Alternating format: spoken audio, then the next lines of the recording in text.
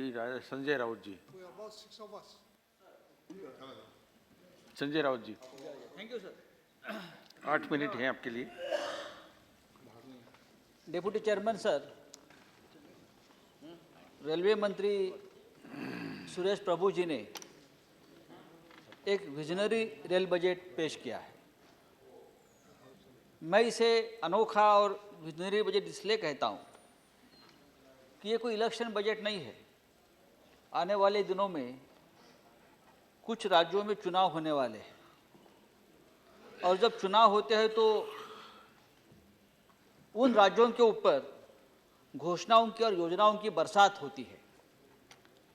हमारे रेल मंत्री ने ऐसा कुछ नहीं किया है और एक परफेक्ट बजट देश के सामने रखा है। सबसे बड़ी बात तो ये है कि घाटे के बावजूद कोई किराया नहीं बढ़ाया है, ये बड़ी बात है। माल भाड़ा भी नहीं बढ़ाया है।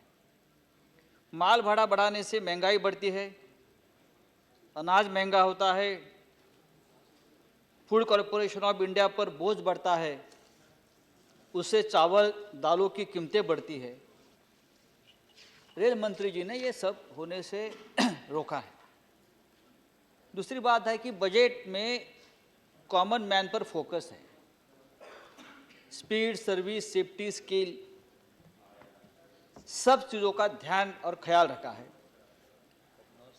रेलवे मंत्री ने कहा कि मैं बजट तैयार करने से पहले देश में घूमा और कई लोगों से मुलाकात की। ये अच्छी बात है और हमें आशा है कि रेल मंत्री जी हमारे मुंबईकर है और मुंबई के रेल यात्रियों से भी उन्हें ज़रूर बात की होगी।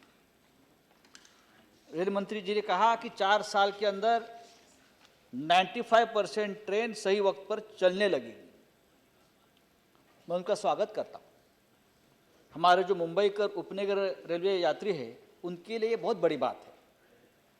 हमें कोई ज़्यादा सुविधा नहीं चाहिए, हमें बस हमारी ट्रेनें समय पर चले तो भी बड़ा काम हो जाएगा। लेकिन हम जब सुबह निकलते हैं काम को, ऑफिस को, तो सबसे दिक्कत होती है बड़ी जब ट्रेन लेट होती है। तो ट्रेन लेट होती है तो भीड़ बढ़ती है, भीड़ बढ़ती है तो एक्सीडेंट बढ़ते हैं। मुंबई की जो लोकल ट्रेन है वो हमारी लाइफ लाइन है। मध्य रेलवे, पश्चिम रेलवे, हार्बर रेलवे रोज़ाना लगभग 4000 सेवाएं चलाती है। हर 3 मिनट में एक ट्रेन चलाई जा रही है और इसके आगे उसकी क्षमता नहीं है क्योंकि साधन ही उनके पास नहीं है। जब रेल ट्रैक के लिए जगह नहीं है तो नई ट्रेन कहाँ से आएगी? इसलिए जो ट्रेन अब चल रही है वो आप ठीक से चलाइए, टाइम पे चलाइए। दूसरी बात बहुत गंभीर है, चिंताजनक है, जिसमें बार बार हम सदन में चर्चा भी की है। हमारी जो मुंबई की लोकल ट्रेन है जिसे हम लाइफ लाइन कहते हैं, उसे आप लोग डेथ लाइन कहने लगे हैं। ये भी इमेज बदलनी पड़ेगी। पिछले 50 वर्षों का इतिहास देखें तो जितनी जाने मुंबई की लोकल ट्रेनों में गई है उतनी जाने युद्ध में नहीं गई है, उतनी जाने सुनामी जैसी प्राकृतिक आपदा में नहीं गई है। जो आंकड़े सामने आए हैं, 12 सालों में लगभग 50,000 से ज़्यादा मुंबईकर या ट्रेन से कटकर गिरकर दुर्घटनाग्रस्त हुए हैं, अपनी जान गंवा चुके हैं। आज भी रोज़ाना लगभग मुंबई ठाणे परिसर में 11 लोगों की मौत का कारण रेलवे बनती है। आज भी मुंबईकर को सवाल किया जाए कि आपको ज़्यादा डर किससे लगता है? आतंकवादी हमले से लगता है, प्राकृतिक आपदा से लगता है, लोकल ट्रेन से लगता है? तो ज़्यादातर लोग कहेंगे कि लोकल ट्रेन से हमें ज़्यादा डर लगता है कि जिस तरह से एक्सीडेंट बढ़े हैं उससे ये डर है। लोकल ट्रेन में जो भीड़ होती है, भीड़ से होने वाली मौतें आज हमारे दिमाग में घर कर बैठी है। सर, मैं आपको बताना चाहता हूँ, 1853 में भारतीय रेलवे की शुरुआत हुई। उस समय के प्रोजेक्ट रिपोर्ट में रेलवे के उस वक्त के टेक्निकल एक्सपर्ट ने कहा था कि रेलवे मार्गों के दोनों ओर सुरक्षा की दीवार आवश्यक है और इस बात को आज 160 साल हुए हैं, लेकिन आज भी हम उस दीवार को नहीं बना सके हैं।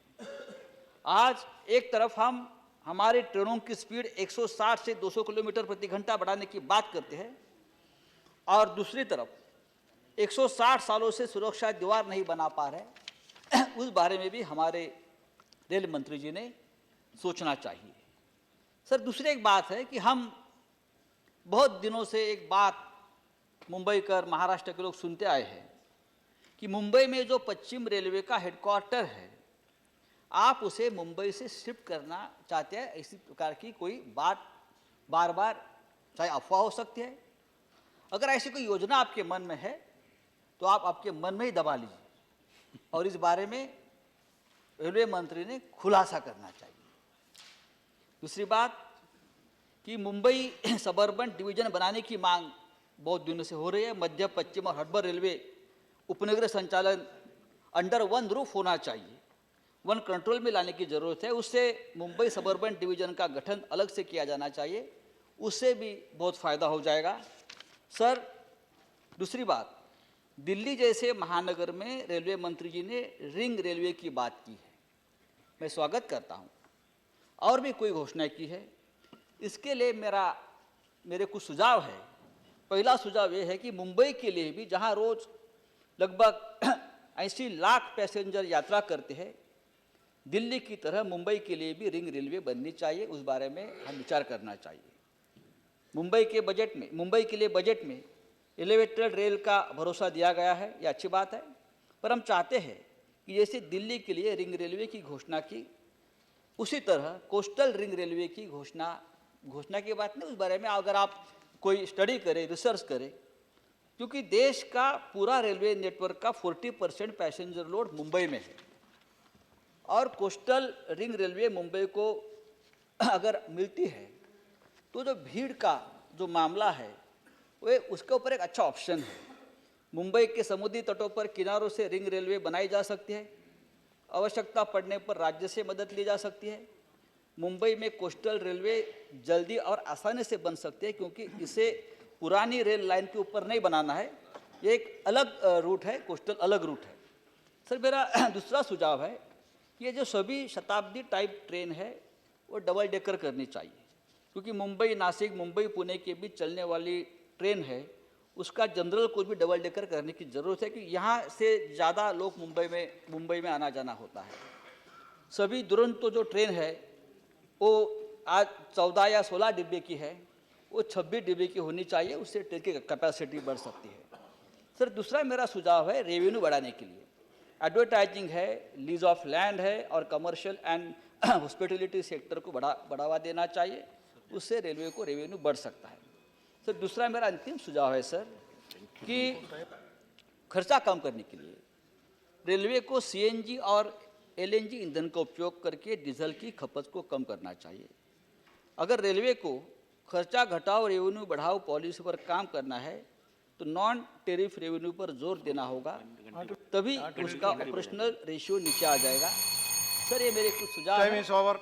मुझे आशा है कि रेलवे मंत्री उस बारे में विचार करेंगे और निर्णय लेंगे। धन्यवाद। Thank you very much. Yeah, please. Just to allay the fears, there is no proposal to shift the headquarters of Western Railway from Mumbai to outside. Thank you.